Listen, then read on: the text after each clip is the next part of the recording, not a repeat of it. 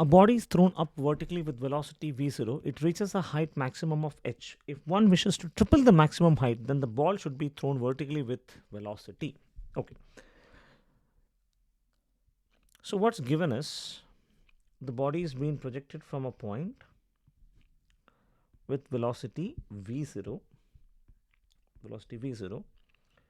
It reaches the maximum height h. So if we write down the equation of motion here, we know that the final initial velocity is u is equal to v0. The final velocity at the maximum height would be equal to 0. So if we write down the equation, we get v square minus u square is equal to 2as.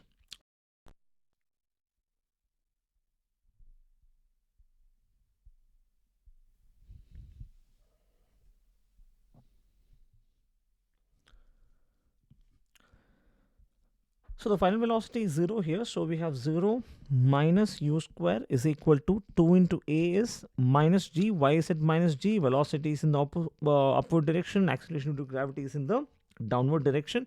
So velocity would be positive. Acceleration due to gravity would be negative. Into s is h.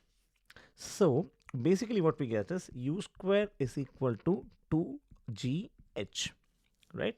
So we can say further that u is or u square is proportional to h, which otherwise means that u1 square is proportional to h1 and u2 square is proportional to h2.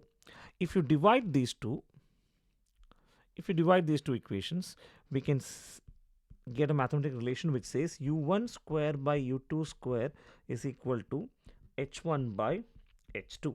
But according to the question, we can say that triple the maximum height. So h2 here should be equal to 3 times h1, which means u1 square by u2 square is equal to h1 by what is h2? h2 is 3 times h1.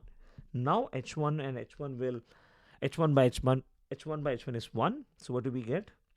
u1 square by u2 square is equal to 1 by 3, or 3u1 square is equal to u2 square. If you take square root on both sides, root 3 into u1 is equal to u2. According to the question, the initial velocity is v0, which means this expression will turn to root 3 into v0 is equal to u2, which makes the correct option as option